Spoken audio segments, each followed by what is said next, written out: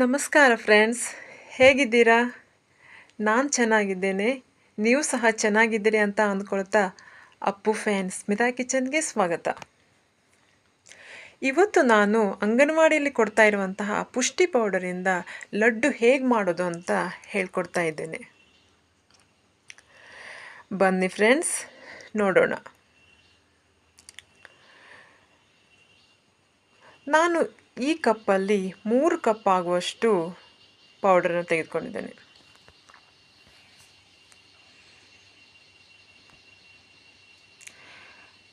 ನಾನು 3 ಕಪ್ ಆಗುವಷ್ಟು ತೆಗೆದುಕೊಂಡು ಸಣ್ಣ ಉರಿಯಲ್ಲಿ ಹುರ್ಕೊಳ್ತೇನೆ.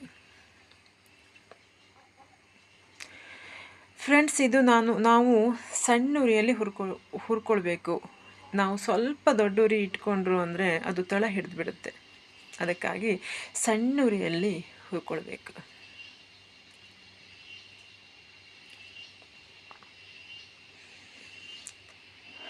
ನೀವು ಇದಕ್ಕೆ ಬೇಕಾದರೆ ಸ್ವಲ್ಪ ತುಪ್ಪವನ್ನು ಹಾಕ್ಕೊಳ್ಬೋದು. ಇದು ಆಪ್ಷನಲ್ ಆಗಿರುತ್ತೆ, ಬೇಕಾದರೆ ಹಾಕ್ಕೊಳ್ಬೋದು. ಹಾಕ್ಕೊಂಡ್ರೆ ಒಳ್ಳೆಯದು. ಹಾಗೆ ಅದನ್ನು ಚೆನ್ನಾಗಿ ಹುರ್ಕೊಳ್ಳಿ.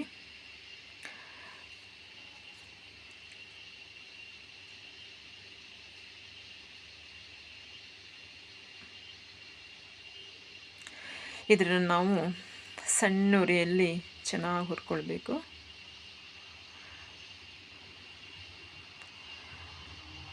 ಫ್ರೆಂಡ್ಸ್, ಅಂಗನವಾಡಿಯಲ್ಲಿ ಕೊಡ್ತಾ ಇರುವಂತಹ ಈ ಪುಷ್ಟಿ ಪೌಡರು ತುಂಬ ಆರೋಗ್ಯಕರವಾಗಿರುತ್ತದೆ.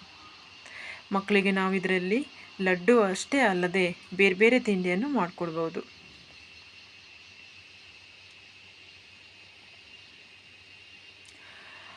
ಅವರು ಕೊಡ್ತಾ ಇರುವಂಥ ಹಾಲು ಪೌಡರಿಂದಾಗಲಿ ಪುಷ್ಟಿ ಪೌಡರಿಂದಾಗಲಿ ಬೇರೆ ಬೇರೆ ತಿನಿಸುಗಳನ್ನು ನಾವು ಮಕ್ಕಳಿಗೆ ಮಾಡಿಕೊಡೋಣ.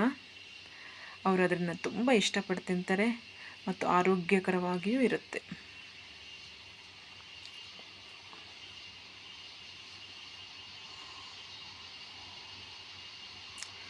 ಫ್ರೆಂಡ್ಸ್, ಇದು ಹುರಿದಿದ್ದೀಗ ನಾವು ಬೇರೆ ಪ್ಲೇಟಲ್ಲಿ ಹಾಕೊಳ್ಳೋಣ. ಹಾಗೆ ಅದಕ್ಕೆ ನಾನು 1 ಕಪ್ ಆಗುವಷ್ಟು ಬೆಲ್ಲವನ್ನು ಹಾಕ್ಕೊಳ್ತಾ ಇದ್ದೇನೆ. ನೀವು ಯಾವ ಬೆಲ್ಲ ಬೇಕಾದರೂ ಉಪಯೋಗಿಸ್ಕೊಳ್ಬೋದು. ನಾನು ಇಲ್ಲಿ ಜೋನಿ ಬೆಲ್ಲವನ್ನು ಉಪಯೋಗಿಸ್ಕೊಳ್ತಾ ಇದ್ದೇನೆ.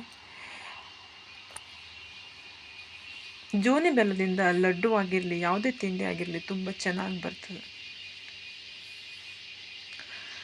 ಇದು ಸಹ ಸಣ್ಣ ಉರಿಯಲ್ಲೇ ಕುದಿಸ್ಕೊಳ್ಬೇಕು. ತುಂಬ ದೊಡ್ಡ ಉರಿ ಏನು ಬೇಕಾಗಿಲ್ಲ.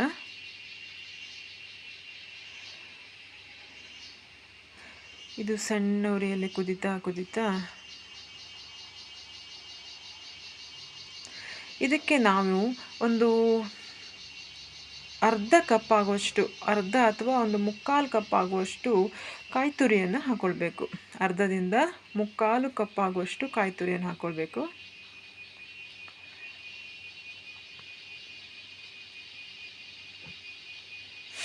ಅದು ಕುದೀತಾ ಇದ್ದ ಹಾಗೆ ನೀವು ಇದಕ್ಕೆ ಬೇಕಾದರೆ ಗೋಡಂಬಿ, ಒಣ ದ್ರಾಕ್ಷಿ ಅಥವಾ ಬಾದಾಮ್ ಯಾವುದೇ ಒಂದಾದರೂ ನೀವು ತುಪ್ಪದಲ್ಲಿ ಹುರಿದು ಹಾಕ್ಬೋದು.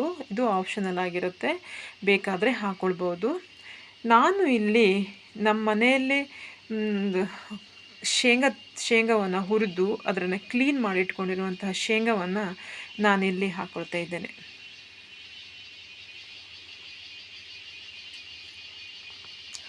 ಇದನ್ನು ಹಾಗೆ ಮಿಕ್ಸ್ ಮಾಡ್ತಾ ಹುರಿದಿಟ್ಕೊಂಡಿರುವಂಥ ಈ ಹುಡಿಯನ್ನು ಹಾಕ್ಕೊಳ್ತಾ ಇದ್ದೇನೆ. ಹಾಗೆ ಇದನ್ನು ನಾವು ಮಿಕ್ಸ್ ಮಾಡ್ತಾ ನಾವು ಉರಿಯನ್ನು ಬಂದ್ ಮಾಡಬೇಕು. ಈಗ ಗ್ಯಾಸನ್ನು ಆಫ್ ಮಾಡಿಬಿಟ್ಟಿರಬೇಕು.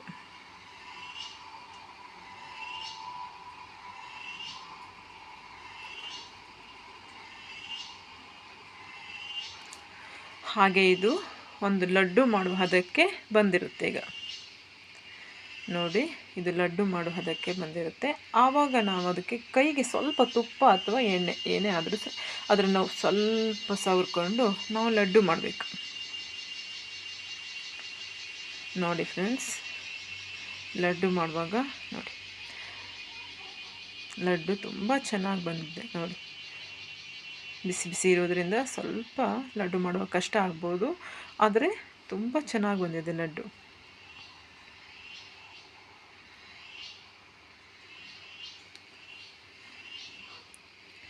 ನೋಡಿ ಫ್ರೆಂಡ್ಸ್, ನಾನಿಲ್ಲಿ ಒಂದು 20ರಿಂದ 22 ಲಡ್ಡು ಆಗುವಷ್ಟು ನಾನು ಮಾಡ್ಕೊಂಡಿದ್ದೇನೆ. ನಿಮಗೆ ಎಷ್ಟು ಬೇಕೋ ಅಷ್ಟು ಮಾಡ್ಕೊಳ್ಬೋದು.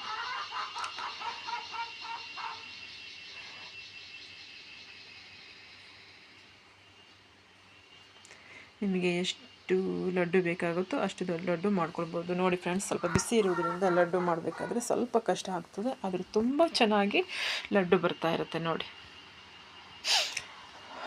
ಫ್ರೆಂಡ್ಸ್, ನಾವು ಅಂಗನವಾಡಿಯಲ್ಲಿ ಕೊಡುವಂತಹ ಪುಷ್ಟಿ ಪೌಡರಿಂದ ಯಾವ್ಯಾವ ತಿಂಡಿಯನ್ನು ಮಾಡ್ಬೋದು ಅಂತ ಹೇಳಿ ನಾನು ಮುಂದಿನ ವಿಡಿಯೋದಲ್ಲಿ ನಿಮಗೆ ಕಾಣಿಸ್ಕೊಳ್ತೇನೆ. ಇದು ಬೇರೆ ಬೇರೆ ತರಹದ ತಿಂಡಿಯನ್ನು ಮಾಡ್ಬೋದು. ನಾನು ಇವತ್ತು ಲಡ್ಡು ಮಾಡಿದ್ದೇನಲ್ಲ, ನೀವು ಸಹ ಟ್ರೈ ಮಾಡಿ, ತುಂಬ ಚೆನ್ನಾಗಿ ಬರ್ತದೆ ಲಡ್ಡು. ಟ್ರೈ ಮಾಡಿ ನನಗೆ ಕಾಮೆಂಟ್ ಬಾಕ್ಸಲ್ಲಿ ತಿಳಿಸೋದನ್ನು ಮಾತ್ರ ಮರಿಬೇಡಿ ಫ್ರೆಂಡ್ಸ್. ಮುಂದಿನ ವಿಡಿಯೋದಲ್ಲಿ ಒಳ್ಳೊಳ್ಳೆ ತಿಂಡಿಯನ್ನು ಮಾಡ್ಕೊ ತೋರಿಸ್ತೇನೆ ನಿಮಗೆ ಫ್ರೆಂಡ್ಸ್. ನನಗೆ ನೀವು ಇದನ್ನು ಮಾಡಿ ಆಮೇಲೆ ನನಗೆ ಕಾಮೆಂಟ್ ಬಾಕ್ಸಲ್ಲಿ ತಿಳಿಸಿ ಹೇಗಾಗಿದೆ ಅಂತ ಹೇಳಿ. ನೋಡಿ ಫ್ರೆಂಡ್ಸ್, ತುಂಬ ಚೆನ್ನಾಗಿ ಬಂದಿದೆ, ನೀವು ಸಹ ಟ್ರೈ ಮಾಡಿ. ನೋಡಿ ಫ್ರೆಂಡ್ಸ್, ತುಂಬ ಚೆನ್ನಾಗಿ ಬಂದಿದೆ ಲಡ್ಡು. ಮಾತ್ರ ನೀವು ಟ್ರೈ ಮಾಡಿ ನನಗೆ ತಿಳಿಸಿ ಹೇಗಾಗಿದೆ ಅಂತ ಹೇಳಿ ಫ್ರೆಂಡ್ಸ್. ಮುಂದಿನ ವಿಡಿಯೋದಲ್ಲಿ ನಿಮಗೆ ಒಳ್ಳೊಳ್ಳೆ ವಿಡಿಯೋವನ್ನು ತೋರಿಸ್ತೇನೆ. Thank you for watching. Thank you.